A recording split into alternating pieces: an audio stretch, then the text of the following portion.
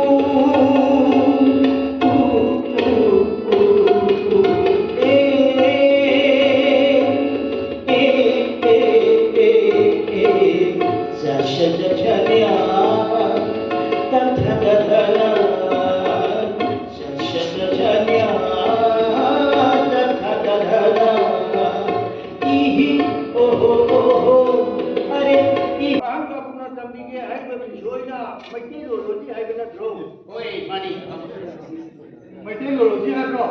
나타나 meteorology 하죠. 저도 혹시 신고비요. meteorology meteorology 마니네 amhani네 그런 거 나오고 natti kodhokti amhaw de tawena hai koi science tamba mairoi singna meteorology haisi kari haina akadali अतियागी हवा स्थिति में रंग नहीं बस science meteorology को to mitai ki loncha lichak manaki awan sikki maram dan nahi na bas science ko meteorology ko जाबो मित्तई हायोगा मैत्तई हायोगा अनिशी करीत खेना बगे करम बन चुम बगे मित्तई मैत्तई mitai maitai ani mag summi banata kitang tayo क्यों कभी आपको स्वप्न हो जो अमुक नहीं लगियो मित्तई मैत्तई mitai hai se kongnam kong pambi payot bigi sang bajani करम ai walai saba lakpa singna taisin biram laba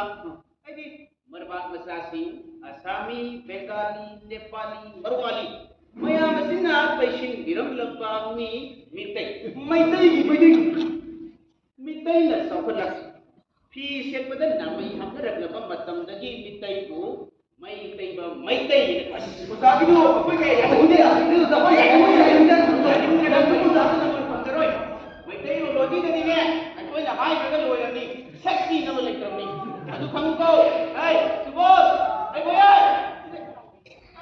uzabu mitai longa manipuri longa kani khena bage mitai lon hai na objek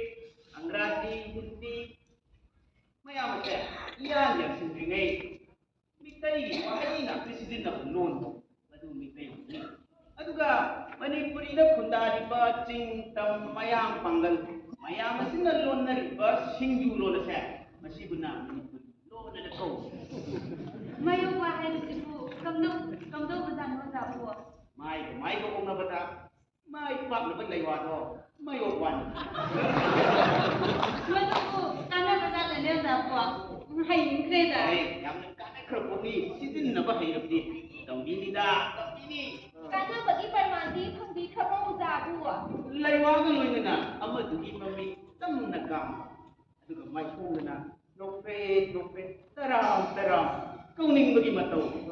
ओंबगी बोले हम ले जब सोमोन गिदा आए ने resort के नीचे मैं के लो रोजी दो करी काने नी se yam na kana ri ko ka odi mitai se masana masabu masak khangja se mathokta madu na tradi mi na taisin man bai man digi mitai se masak khang su ya ni अरे saba se lui na koi ko da hi dai pham ki ko da na ba ta satri na koi ni loko ai na hai ke ai ra di oja thalu oja na ya na ta ko ai lam hen ko ngam tha ai gi ina loi jare di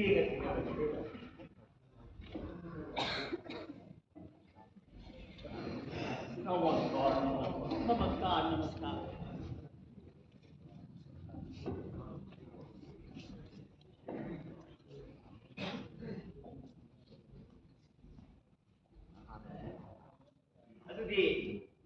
ꯊꯝꯃꯤꯁꯤ ꯄꯥꯁ ꯇꯧꯕꯤꯅꯕ ꯑꯁ꯭ꯔꯝ ꯑꯃꯨꯛꯇꯪ ꯌꯦꯡꯗ ꯅꯈꯣꯏꯒꯤ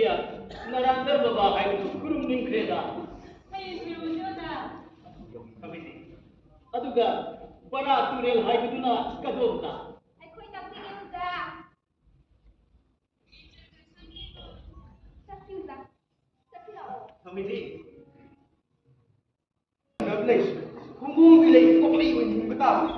ꯑꯗꯨ ꯅꯠꯇ꯭ꯔꯕꯗꯤ ꯑꯩꯈꯣꯏ ꯍꯤꯡꯕꯒꯤ ꯀꯔꯤ ꯀꯥꯟꯅꯔꯤ ꯍꯥꯏꯕ ꯋꯥꯍꯪ ꯑꯃ ꯑꯇꯤꯌꯥꯗꯒꯤ ꯂꯥꯎꯔꯛꯄ ꯇꯣꯏꯅ ꯇꯥꯏ ꯉꯥꯏꯈꯣ ꯎꯅꯕ ꯉꯔꯥꯡꯗ ꯂꯥꯛꯄ ꯄꯥꯝꯕꯤꯗꯨ ꯎꯕꯗꯒꯤ ꯂꯛꯈꯤꯄꯨꯔꯒꯤ ꯃꯤꯔꯦꯟꯁꯤꯡꯅꯤꯕꯨ ꯁꯨꯡꯎꯈꯤꯗ꯭ꯔꯤꯁꯤꯅ ꯀꯔꯤꯒꯤꯅꯣ ꯃꯈꯣꯏ ꯑꯅꯤꯁꯨ ꯍꯤꯡꯕ ꯄꯥꯝꯕ ꯑꯣꯏꯕ ꯌꯥꯏ ꯅꯠꯇꯦ ꯏꯕꯥꯅꯤ ꯁꯤꯕ ꯄꯥꯝꯕ ꯍꯥꯏꯔꯕ ꯁꯤꯕ ꯄꯥꯝꯕ ꯁꯔꯨꯛꯄꯨꯗꯤ ꯍꯤꯡꯒꯥꯏ ꯑꯣꯏꯁꯜꯂꯗꯨꯅ ꯍꯤꯡꯈꯤꯁꯦ ꯌꯥꯁꯤꯗꯤꯕ ꯀꯀꯥ ꯑꯉꯛꯄꯒꯤ ꯑꯉꯛꯄ ꯉꯥꯛꯇꯅꯦ ꯑꯗꯨꯕꯨꯗꯤꯁꯨ ꯑꯩꯈꯣꯏꯅ ꯆꯩꯇꯨꯞ ꯄꯥꯏꯅ ꯂꯩꯔꯤꯕꯁꯤꯕꯨ ꯁꯟ ꯇꯥꯅꯕ꯭ꯔꯥ ꯃꯤ ꯇꯥꯅꯕ꯭ꯔꯣ ꯑꯗꯨꯒ ꯃꯤ ꯑꯣꯏꯔꯒꯅ ꯀꯔꯝꯕ ꯃꯤꯕꯨ ꯇꯥꯟꯒꯗꯒꯦ ꯃꯤꯅꯧꯁꯤꯡ ꯑꯁꯤꯕꯨ ꯇꯥꯟꯒꯗ꯭ꯔꯥ ꯅꯠꯇ꯭ꯔꯒ ꯍꯥꯟꯅ ꯂꯩꯔꯝꯕ ꯃꯌꯥꯝꯁꯤꯒꯤ ꯃꯅꯨꯡꯗ ꯌꯩꯊꯒꯗ꯭ꯔꯣ ꯑꯗꯨꯅ ꯑꯃꯨꯛꯁꯨ ꯃꯤ ꯍꯥꯏꯕꯁꯦ ꯃꯈꯜ ꯑꯅꯤ ꯁꯨꯏꯌꯦ ꯄꯤ ꯄꯥ ꯀꯔꯝꯕ ꯃꯤꯗꯨꯅꯣꯅꯦ ꯑꯩꯈꯣꯏꯅ ꯍꯧꯖꯤꯛ ꯁꯥꯎꯒꯗꯧꯔꯤꯕꯁꯦ ꯈꯟꯕꯗꯅꯦ ꯅꯂꯨꯔꯤꯅꯦ ꯑꯗꯨꯒꯤ ꯍꯥꯏꯔꯨꯔꯗꯤ ꯀꯅꯥꯃꯁꯦ ꯑꯩꯈꯣꯏꯅ ꯁꯪꯒꯤꯠ ꯀꯂꯥ ꯃꯍꯥꯕꯤꯗ꯭ꯌꯥꯂꯌꯗ ꯂꯤꯡꯈꯠꯄꯅ ꯑꯉꯥꯡꯁꯤꯡꯗ ꯃꯩꯇꯩꯂꯣꯟꯗ ꯇꯝꯕꯤꯒꯗꯧꯔꯤꯁꯦ ꯆꯥꯛꯆꯥ ꯆꯥꯎꯈꯠꯅꯕ꯭ꯔꯥ ꯅꯠꯇ꯭ꯔꯒ ꯂꯩꯔꯤꯕ ꯂꯝꯕꯤ ꯇꯥꯟꯕ ꯁꯝꯅꯅꯕ꯭ꯔꯥ ꯚꯥꯞ ꯇꯥꯗꯅ ꯑꯗꯨꯕꯨꯗꯤ ꯑꯩꯈꯣꯏꯕꯨ ꯍꯧꯖꯤꯛ ꯂꯛꯈꯤꯄꯨꯔꯗ ꯂꯩꯔꯤꯕ꯭ꯔꯣ ꯅꯠꯇ꯭ꯔꯒ ꯂꯛꯈꯤꯄꯨꯔꯅ ꯑꯩꯈꯣꯏꯗ ꯂꯩꯔꯤꯕ꯭ꯔꯥ ꯍꯥꯏꯕꯁꯦ ꯈꯪꯗꯕꯅꯤ ꯂꯛꯈꯤꯄꯨꯔ ꯍꯥꯏꯕ ꯃꯤꯡꯁꯤꯗ ꯂꯝꯁꯤ ꯂꯩꯔꯤꯕ꯭ꯔꯥ ꯅꯠꯇ꯭ꯔꯒ ꯂꯝꯁꯤꯗ ꯂꯛꯈꯤꯄꯨꯔ ꯍꯥꯏꯕ ꯃꯤꯡꯗꯨꯕꯨ ꯂꯩꯔꯤꯕ꯭ꯔꯥ ꯍꯥꯏꯕ ꯀꯅꯥꯃꯁꯦ ꯂꯝꯒ ꯃꯤꯡꯒ ꯃꯥꯟꯅꯩ ꯕꯕꯥꯕꯨ ꯆꯍꯤ 10 ꯃꯅꯤꯄꯨꯔꯗ ꯂꯩꯔꯨꯔꯦ ꯍꯥꯏꯗꯅ ꯃणिपुरी हाइगद्रा नत्रगा लखीपुरी हाइगद्रा नत्ते हाइगद्रा इसिंगदु कपालि लेबा नौसिने हाइगद्रा नौसिने हाइगद्रा कका मणिपुरी लपुयोने फादर चागे पितारी कदानी मीसिदि नते जाते कका अदुगिबुदि अखोय उचा प्रेमानंद स्वामी हाइबसे अहांबदा तंगांग तोमान ओइरमे हाइ इतै मसीजदुना हौजि साधुगी फिजे सेलबा उजासिदा मागी मांगी ओक्ति बपादु लेरमे हाइदना येइरबा चैरबा यागिद्रा नमोसिदि अमना दैजादेदा कोंदबनि फरबना अदुना फरबना नमस्कार नमस्कार नमस्कार नरेंद्र बाबा भोलुजी कसरी बोली है दिन मुझे खुनेरको अपना होइबो अदखरे कृष्णो की पुमिंग हुकरे बोलनी है काउ रे अमुक सुनी चत्तो किनी हाय की मत हा ना कोई के कमदौरी आंगारा हा ꯌꯥꯝ ꯅꯨꯡꯉꯥꯏꯔꯦ ꯀꯀꯥ ꯏꯁꯩꯁꯨ ꯌꯥꯝꯅ ꯇꯥꯔꯛꯏ ꯈꯔꯒ ꯀꯨꯏꯅ ꯂꯩꯔꯝꯂꯕꯗꯤ ꯑꯃꯨꯛꯀ ꯍꯦꯟꯅ ꯅꯨꯡꯉꯥꯏꯔꯝꯒꯅꯤ ꯑꯩꯈꯣꯏꯅ ꯁꯣꯝꯗꯅ ꯑꯩꯈꯣꯏ ꯃꯥꯡꯈ꯭ꯔꯦꯗꯅ ꯈꯣꯏꯁꯥꯎꯅꯔꯤꯗꯤ ꯀꯅꯥꯝꯇ ꯇꯥꯛꯂꯝꯗꯅ ꯂꯣꯟꯅ ꯆꯠꯈꯤꯕꯗꯤ ꯅꯨꯡꯁꯥ ꯊꯤꯗꯤ ꯌꯥꯗꯕꯅꯤ ꯍꯣ ꯂꯥꯏ ꯈꯨꯔꯨꯝꯕ ꯆꯠꯀꯅꯤ ꯍꯥꯏꯗꯨꯅꯅꯦ ꯈꯣꯕꯣꯔ ꯀꯥꯒꯖꯇꯒꯗꯤ ꯍꯥꯞꯆꯍꯧꯗ꯭ꯔꯦ नहा ओइरिङैदा खर नुङाइथोबा हाइबसे फत्तबसु नत्ते आइबोय होगेबु आबरको बाबू माने दादा मसाय सही दी वाइबू दोंग मनिंग हंदर चके अदुबो नहा ओरिदा ngami makai ngौहोबा अबसु नते फत्तो नते अदुबुदि अहल लेखोइसुने बातोन अंगिबु मखै तसोबदा हाइबसे अबसु नत्ते फत्तबसु नत्ते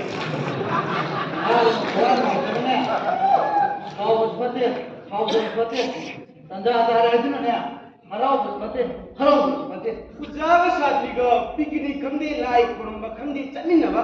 फाबसु नते फत्तबसु नते छात्र छात्री मखैदा एक्सकर्शन चटबा अमु कोइमिन बाइदसे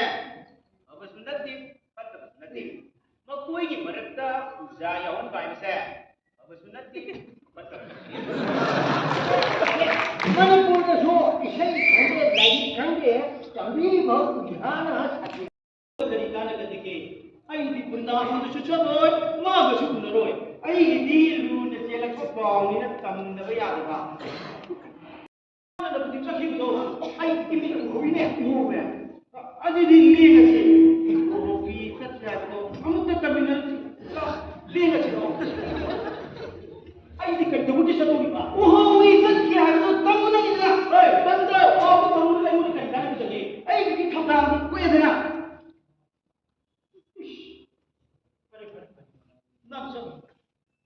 ꯇꯣꯃꯥꯂꯣ ꯍꯥꯏꯕꯗꯨ ꯑꯩꯁꯤ ꯄꯤꯈ꯭ꯔꯒꯦ ꯃꯔꯨꯞꯁꯤꯡꯗꯨ ꯏꯔꯒ ꯁꯅꯥꯔꯦꯝ ꯂꯥꯛꯄꯅ ꯍꯥꯜꯂꯗꯤ ꯍꯥꯟꯅ ꯍꯟꯖꯤꯜꯂꯦ ꯀꯔꯝꯗꯤ ꯇꯧꯅꯤ ꯃꯅꯤꯄꯨꯔ ꯊꯣꯡꯕꯅ ꯐꯩꯌꯦ ꯀꯅꯥꯕꯨ ꯅꯪꯅ ꯍꯥꯏ ꯇꯃꯥꯜ ꯇꯣꯃꯥꯂꯣꯕꯅꯤ ꯑꯩꯗꯤ ꯇꯣꯃꯥꯂꯣ ꯅꯠꯇꯦ ꯑꯩꯅ ꯆꯠꯊꯣꯛꯀꯦ ꯑꯗꯣ ꯐꯔꯦ ꯑꯗꯣ ꯅꯪꯅ ꯑꯩꯉꯣꯟꯗ ꯄꯥꯎꯁꯤ ꯇꯝꯃꯤꯕꯁꯦ ꯀꯔꯤ ꯀꯥꯟꯅꯗꯦ ꯑꯩꯒꯤꯗꯤ ꯊꯧꯗꯥꯡꯗꯣ ꯀꯨꯏꯗꯅ ꯄꯥꯎꯗꯣ ꯑꯩꯉꯣꯟꯗ ꯇꯝꯕꯗ ꯀꯥꯟꯅꯔꯣꯏ ꯑꯗꯨꯒꯤ ꯁꯔꯨꯛꯄꯨꯗꯤ ꯌꯦꯡꯉꯣ ꯑꯥꯗ ꯍꯧꯔꯤꯕ ꯁꯅꯥ ꯈꯣꯡꯅꯥꯡꯁꯦ ꯑꯁꯤꯗ ꯑꯣꯏꯅ ꯇꯝꯕ꯭ꯔꯣ ꯆꯠꯂꯣ ꯑꯥꯗꯒꯤ ꯈꯣꯡꯅꯥꯡꯁꯤꯗꯗꯤ ꯅꯕꯗꯤꯛꯇ ꯆꯠꯈ꯭ꯔꯦ ꯍꯥꯏꯕꯗꯣ ꯍꯥꯏꯔꯣꯏꯗꯕ ꯐꯔꯦ ꯍꯥꯡꯆꯤꯠꯇꯣ ꯃꯅꯤꯄꯨꯔꯗ ꯊꯣꯔꯛꯀꯅꯤꯅ ꯇꯝꯃꯨꯔꯣ ꯆꯠꯂꯣ ꯑꯗꯨꯗꯤ ꯑꯩꯁꯨ ꯍꯧꯖꯤꯛ ꯐꯥꯎꯕ ꯉꯥꯏꯔꯒ ꯄꯨꯟꯅ ꯂꯦꯡꯃꯤꯟꯅꯕ ꯇꯥꯔꯦꯅꯦ ꯀꯅꯥꯅꯣ ꯇꯣꯉꯥꯟꯕꯅꯤ ꯃꯥꯗꯤ ꯅꯪꯒ ꯆꯠꯃꯤꯟꯅꯁꯤ ꯍꯥꯏꯕ ꯌꯥꯅꯤ ꯊꯥꯖꯗꯦꯗ ꯆꯠꯃꯤꯟꯅꯁꯤ ꯌꯥꯗꯕꯁꯨꯅꯦ ꯃꯇꯨꯡ ꯏꯟꯅꯅꯤꯌꯦ ꯂꯞ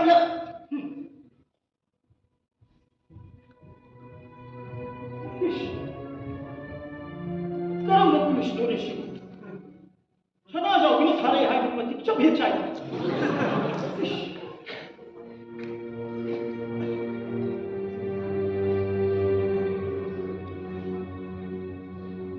ꯃꯩꯁꯥ ꯂꯪꯈ꯭ꯔꯕꯅꯦ ꯑꯣꯖꯥꯅ ꯁꯥꯇ꯭ꯔꯗ ꯃꯤꯆꯪ ꯃꯤꯈꯥꯏ ꯑꯆꯥꯟꯕꯤꯔ ꯑꯁꯨꯛ ꯂꯩꯔꯤꯁꯤꯕꯨ ꯀꯔꯤꯒꯤꯅꯣ ꯑꯣꯖꯥ ꯅꯨꯄꯤ ꯃꯆꯥꯁꯤꯡꯗꯅ ꯄꯔꯤꯈꯥꯒꯤ ꯄ꯭ꯔꯁꯅꯣ ꯃꯥꯡꯖꯧꯅꯅ ꯄꯤꯊꯣꯛꯄ ꯅꯨꯄꯥ ꯃꯆꯥ ꯑꯩꯈꯣꯏꯗꯅ ꯇꯥꯛꯄ ꯌꯥꯗꯦ ꯍꯥꯏꯕ ꯅꯨꯄꯤ ꯃꯆꯥꯁꯤꯡꯅ ꯄꯔꯤꯈ꯭ꯌꯥꯗ ꯅꯣꯠꯇꯧꯕ ꯑꯣꯖꯥꯅ ꯕꯦꯔꯥ ꯂꯩꯇꯕ ꯅꯨꯄꯥ ꯃꯆꯥ ꯑꯩꯈꯣꯏ ꯄꯔꯤꯈ꯭ꯌꯥ ꯃꯅꯨꯡꯗ ꯍꯜꯂꯛꯀꯅꯨ ꯁꯤꯟꯅꯀꯅꯨ ꯍꯦꯛꯇ ꯍꯥꯏꯕ ꯁꯤꯕꯨ ꯑꯩꯗꯤ ꯑꯉꯥꯡ ꯑꯣꯏꯕꯤꯗꯣꯏꯕ ꯑꯣꯖꯥ ꯑꯣꯏꯗꯕ ꯉꯥꯡꯒꯅꯨ ꯄꯩꯁꯥ ꯁꯥ ꯏꯄꯥꯗ ꯈꯟꯕ ꯀꯥꯏꯗꯦ ꯁꯥꯇ꯭ꯔ ꯁꯥꯇ꯭ꯔꯤ ꯄꯨꯝꯅꯃꯛꯄꯨ ꯆꯞ ꯃꯥꯟꯅꯅ ꯅꯨꯡꯁꯤ ꯅꯤꯌꯣꯝ ꯑꯃꯠꯇꯅ ꯆꯞ ꯃꯥꯟꯅꯕ ꯕꯤꯆꯥꯔ ꯇꯧꯒꯗꯧꯔꯤꯕꯅꯤ ꯃꯤꯅ ꯉꯥꯡꯕ ꯂꯧꯔꯨꯅꯨ ꯃꯤꯅ ꯉꯥꯡꯕ ꯊꯥꯖꯔꯨꯅꯨ ꯄꯩꯁꯥ ꯁꯥ ꯀꯔꯤꯒꯨꯝꯕ ꯆꯦ ꯉꯥꯡꯅꯕꯒꯤ ꯈꯨꯗꯝ ꯁꯥꯊꯤ ꯄꯔꯥꯡ ꯐꯪꯂꯕꯗꯤꯅꯦ ꯑꯣꯖꯥ ꯆꯣꯞꯄꯤꯅꯤꯀꯣ ꯃꯗꯨ ꯃꯨꯟꯅ ꯈꯪꯕꯤꯌꯣ ꯄꯨꯛꯆꯦꯜ ꯃꯥꯡꯂꯣꯝꯕ ꯇꯥꯔꯕꯗꯤ ꯑꯣꯖꯥ ꯑꯩꯈꯣꯏ ꯆꯣꯞꯇꯅ ꯇꯣꯛꯀꯅꯤꯀꯣ ꯆꯠꯂꯣ